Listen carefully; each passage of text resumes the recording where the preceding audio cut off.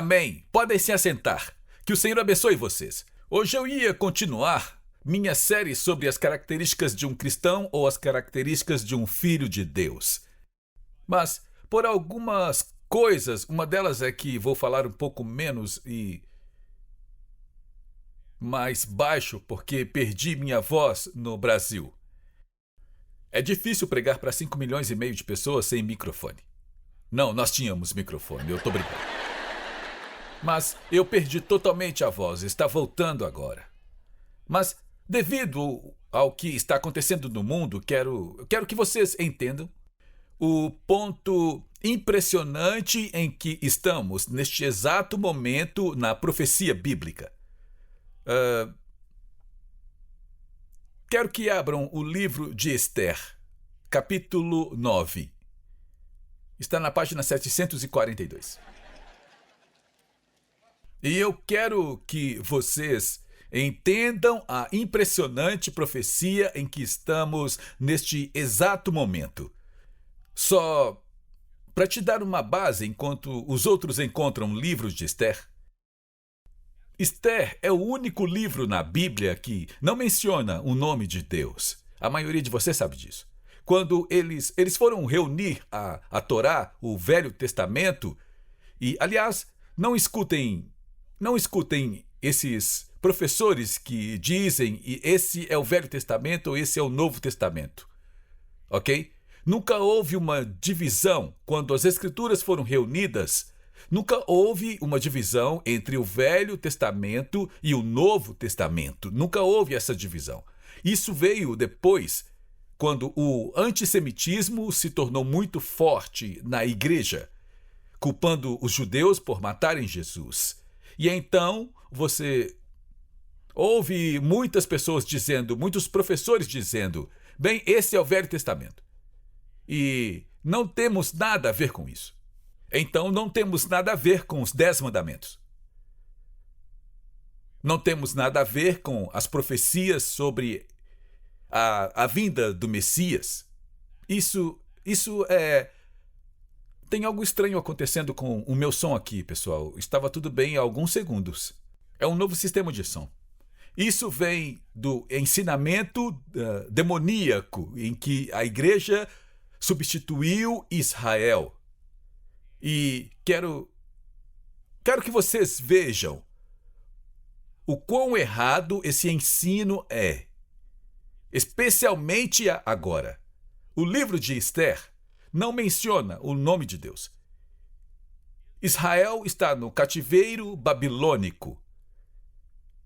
Amã, que é descendente de Agag, os que odiavam o povo judeu, engana o rei Assuero para escrever um decreto para destruir todos os judeus, homens, mulheres e crianças. Agora, isso acontece e é na Pérsia. Pérsia é o Irã. É o mesmo lugar. Naquela época era chamado de Pérsia. Agora é chamado de Irã. Quando as pessoas dizem precisamos apenas negociar com o Hamas, ou precisamos negociar com o Hezbollah, ou precisamos negociar com o Irã, você não pode negociar com essas pessoas e é absolutamente impossível. O presidente Trump tentou e o Ayatollah, que é o Amã dos dias modernos, disse, não vamos aceitar.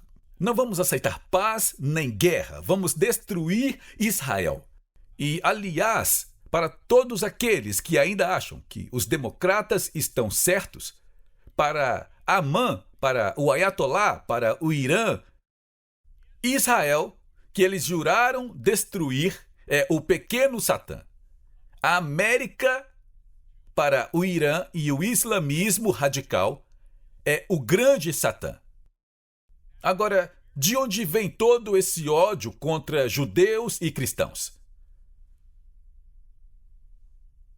O islamismo radical acredita que Israel, o judaísmo e o cristianismo devem ser destruídos. Agora, nem todo o Islã acredita nisso. Mas o islamismo radical acredita nisso. O islamismo radical acredita que o Islã substituiu o judaísmo e que o Islã substituiu o cristianismo e que apenas o Islã e aqueles que seguem o Islã têm permissão para viver. Agora, quando pensamos nisso, o judaísmo foi o começo da adoração a Deus. O cristianismo surgiu e muitos cristãos ainda hoje, no nosso jornal de ontem, disseram: nós substituímos Israel. De onde tiraram isso? Durante centenas e centenas de anos não havia Bíblia. E então a Igreja Romana, os cristãos romanos, disseram: como podemos tirar a atenção de Jerusalém, o centro da nossa religião, a menina dos olhos de Deus, e fazer de Roma o centro do cristianismo? Bem, vamos fazer duas coisas. Vamos mudar o sábado, de sábado para domingo, e vamos escrever que foram os judeus que mataram Jesus. No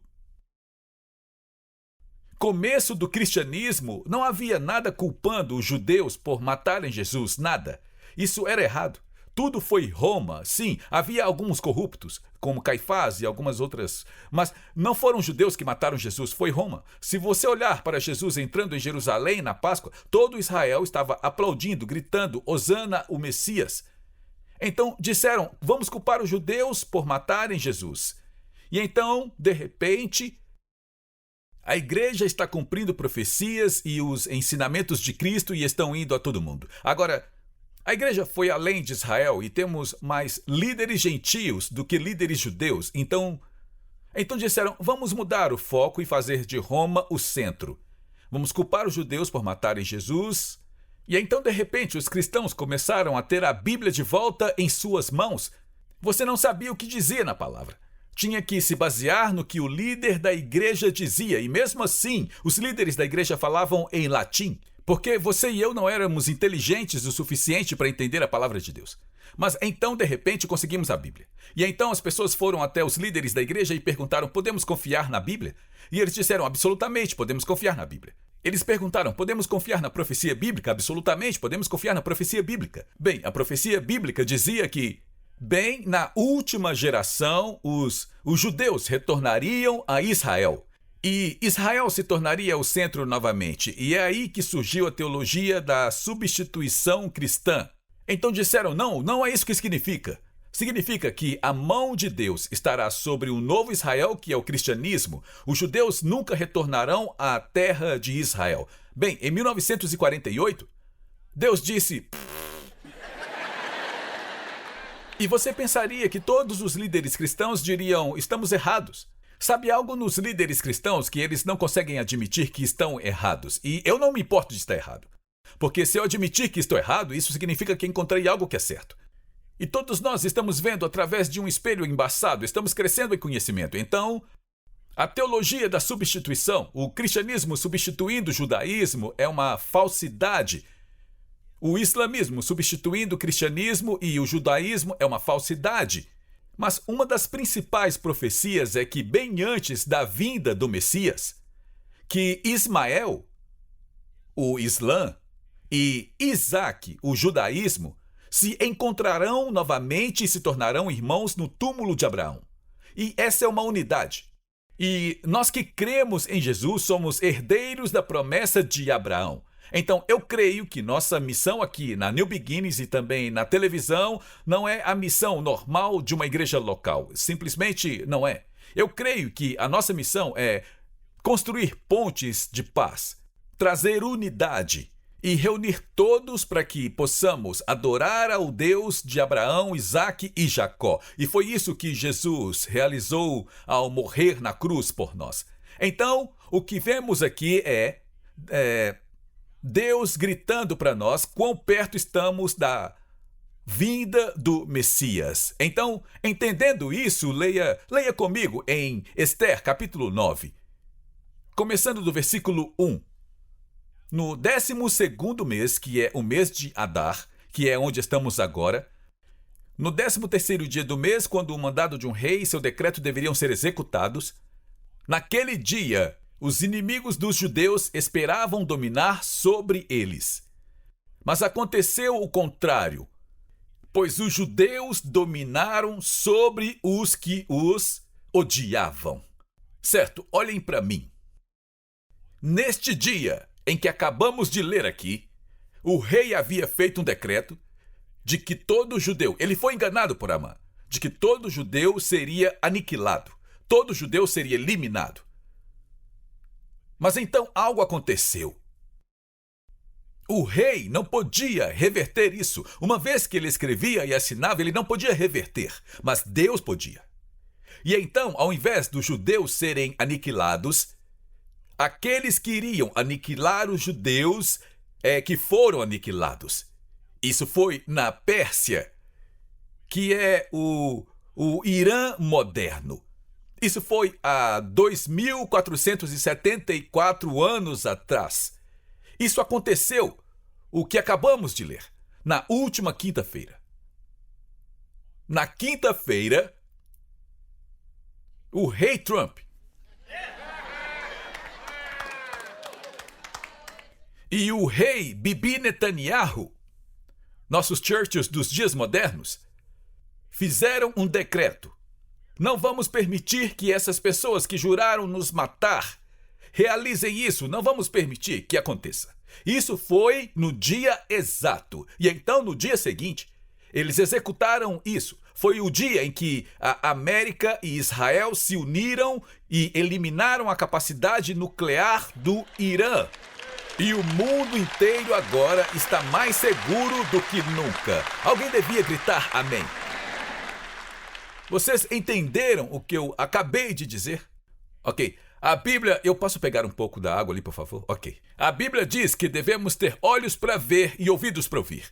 Então, onde o inimigo prometia nos aniquilar de vez, em poucos momentos, tudo foi virado de cabeça para baixo. E o inimigo que queria, que jurou e que prometeu nos aniquilar, esse inimigo foi aniquilado. E hoje nosso mundo é um lugar diferente. Amém? Agora, aqui está. E nós temos que ler o capítulo 9 inteiro. Porque eles não pararam apenas no lugar. Bem, deixe-me mostrar algo que ainda não aconteceu, mas que eu creio que é profético. Vão comigo ao versículo 12. E disse o rei à rainha Ester: os judeus mataram e destruíram 500 homens em Suzã, a fortaleza, e os 10 filhos de Amã. O que terão feito nas demais províncias do rei? Agora, qual é o teu pedido? Ele te será concedido. Ou qual é o teu desejo adicional? Isso também será feito. Então Ester disse: se parecer bem ao rei, que também amanhã seja concedido aos judeus que estão em Suzã, que façam conforme o decreto de hoje. Então, na quinta-feira, fizemos o decreto e a maior parte da capacidade de mísseis balísticos do Irã foi destruída. Então, no dia seguinte, a América enviou as bombas penetrantes e, pelo que entendemos, a capacidade nuclear deles foi eliminada. Conforme o decreto de hoje, que os filhos de Amã sejam enforcados na forca. Aqueles líderes no Irã que, desde 1979, orquestraram o assassinato de judeus e cristãos pelo mundo todo. Os filhos de Amã, todos foram eliminados. Isso é a mesma coisa que aconteceu na Pérsia, que aconteceu na Alemanha nazista e agora está acontecendo novamente com o Irã. Pessoal, estamos vivendo em um dos tempos proféticos mais incríveis. O que estamos vendo bem aqui? O que estamos vendo acontecer? bem aqui, porque os judeus foram libertos do medo da destruição e retornaram a Jerusalém para o quê? O que eles fizeram retornar a Jerusalém? Construíram o segundo templo. Os judeus agora estão livres. Hamas se foi, Hezbollah se foi, e o Irã se foi, os Houthis. Ok, tchau, tchau. Por quê? Israel não precisa mais se concentrar em sobreviver. Agora eles podem se concentrar em adorar a Deus. E eu creio que estamos realmente perto de ver algo físico em Jerusalém que dará início à reconstrução do terceiro templo para receber o Messias quando ele vier. E é isso que está prestes a acontecer. E continua dizendo...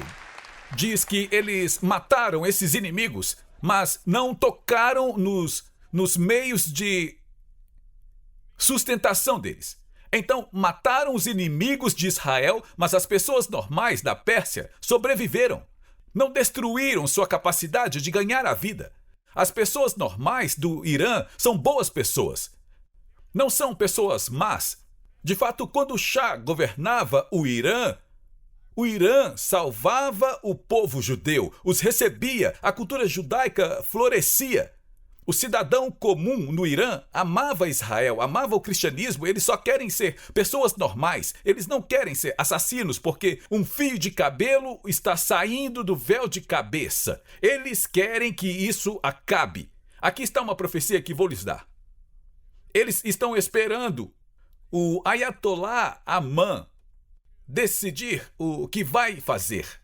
Eu acho que o povo vai se levantar e tirar o Amã dos dias modernos por conta própria. Para que a América não toque sua capacidade de produzir petróleo e gás. E eu acho que o Irã vai ser libertado dessa ditadura demoníaca, brutal ditadura que mata centenas de milhares de seus próprios cidadãos.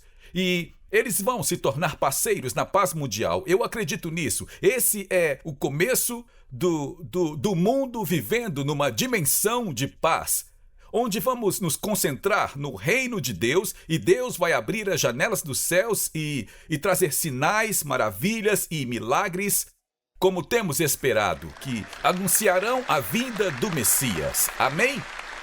Então, é isso que eu acho que está acontecendo. Estamos vendo isso acontecer. E, pessoal, pensem nisso. Isso aconteceu há quase 2.500 anos. E quando aconteceu, eles voltaram e construíram o segundo templo para a vinda do Messias.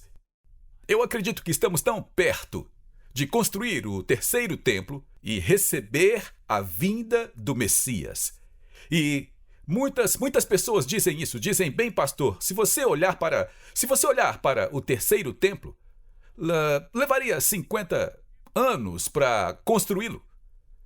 Naturalmente, isso é verdade. É como se fosse 26 campos de futebol de tamanho. Vai ser uma estrutura incrivelmente magnífica, mas Deus poderia soprar seu fôlego e ele seria construído.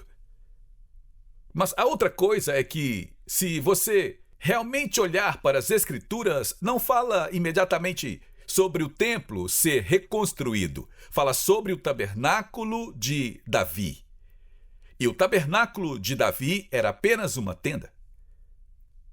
E o tabernáculo de Davi, temos bons amigos que supervisionam a cidade antiga de Davi em Jerusalém, e eles são os que descobriram a estrada da peregrinação. Essa estrada ficou escondida por 2.000 anos e a estrada da peregrinação é por onde subíamos. Eles subiam para trazer as primícias e adorar o Messias. E eu falei com o primeiro-ministro Netanyahu e eu disse, quão significativo é isso? E ele disse, Pastor Larry, judeus e gentios caminhavam juntos por essa estrada para adorar a Deus. Ele disse, acredito que a redescobrimos. Não sabíamos que ela estava ali. A redescobrimos porque estamos prestes a adorar juntos novamente com a vinda do Messias. E enquanto estávamos lá, Há alguns anos, um nosso amigo que supervisiona aquele lugar nos levou a um local. O Scott estava lá e eu acho que Katie pode ter estado também. E ele disse, quero mostrar algo a vocês. E nos levou, e era tudo isolado, ninguém podia entrar e ficar do outro lado. E eu disse, o que é isso? E ele disse, achamos que sabemos que estamos na rota dos peregrinos e nós estamos 90% certos de que esse é o local antigo do tabernáculo de Davi. Porque quando o templo foi construído, todos os locais privados de sacrifício deviam ser destruídos por todo Israel. Esse foi preservado exatamente do jeito que Davi teria feito. E o mais impressionante disso é, durante o tempo do tabernáculo de Davi em Jerusalém, havia milagres ilimitados acontecendo 24 horas por dia. 7 dias por semana, milagres ilimitados, milagres. Por que isso é tão importante? É o único local de adoração na história de Israel onde não havia muro entre judeus e gentios. Judeus e gentios adoravam juntos a Deus. E tem um ponto bem ali, onde disseram, estamos praticamente certos de que esse é o lugar onde estava o tabernáculo, é o lugar onde estava a Arca da Aliança. E quando Deus viu judeus e gentios adorando juntos, Deus saía de trás do véu e andava no meio do povo 24 horas por dia e havia sinais, maravilhas e milagres ilimitados. Puxa, será que estamos perto disso acontecer agora? De derrubar e cumprir a profecia de Efésios? De que Deus derrubaria a parede. Nós acrescentaremos à nossa fé o conhecimento deles e eles acrescentarão ao seu conhecimento das Escrituras a nossa fé. Não necessariamente a nossa fé na forma como adoramos a Deus, mas a nossa fé no poder de Deus. Uma parte importante do que está acontecendo é que, por onde vamos, nosso povo judeu fala sobre nossa crença em Gênesis 12:3. Abençoarei os que te abençoarem. Eu, Deus Todo-Poderoso, esse é o Pai de todas as bênçãos. Quando você abençoa Israel, eu te abençoo. Se você amaldiçoar Israel, eu te amaldiçoo. Devia ter usado minha camiseta com todos os impérios que surgiram contra Israel e tem uma linha e no final dela diz Irã com vários pontos de interrogação. Estamos vestindo, vamos apenas riscar aquilo na frente de todo mundo, vamos apenas riscar.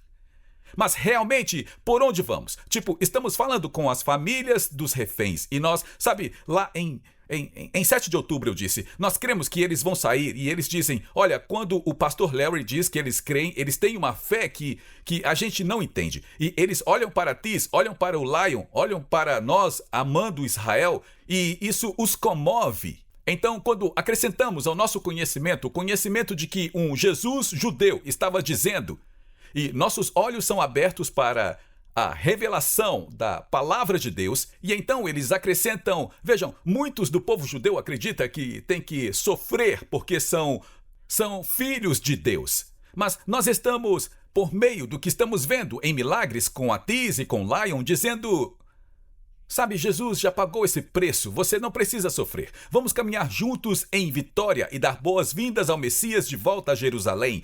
Isso, nós estamos mudando o mundo.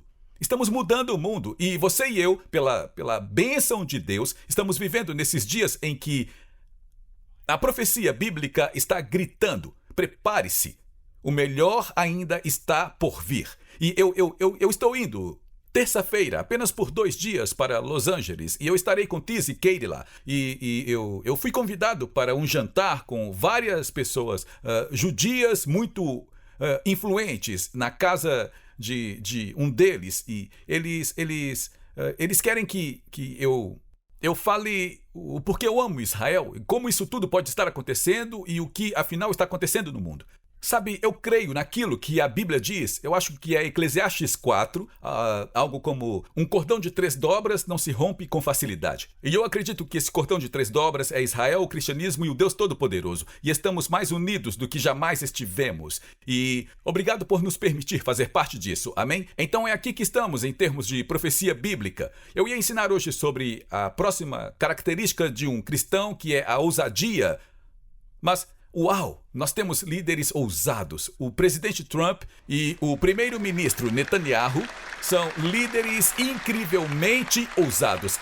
Eu realmente acredito, e eu vou dizer isso nesse jantar, eu acredito mesmo que Trump e Bibi são os nossos Churchills.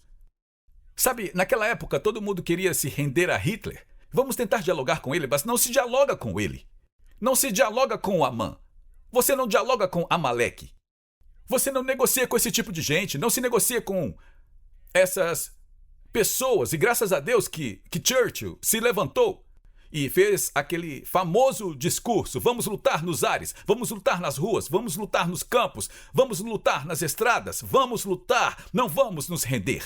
E os historiadores acreditam que se Churchill não tivesse se levantado e convocado o povo, o Palácio de Buckingham e várias capitais da Europa estariam com uma suástica hasteada até hoje. E eu realmente creio que se Trump e o primeiro-ministro Netanyahu não tivessem se levantado com esse espírito churchilliano, olhe só o que Clinton fez, olhe o que Obama fez. Nós financiamos esses caras. Demos bilhões para eles e eles dizem: vamos matar vocês. Prometemos que vamos matar vocês. E a gente responde: tá bom, aqui vai bilhões de dólares para vocês. Que insanidade é essa?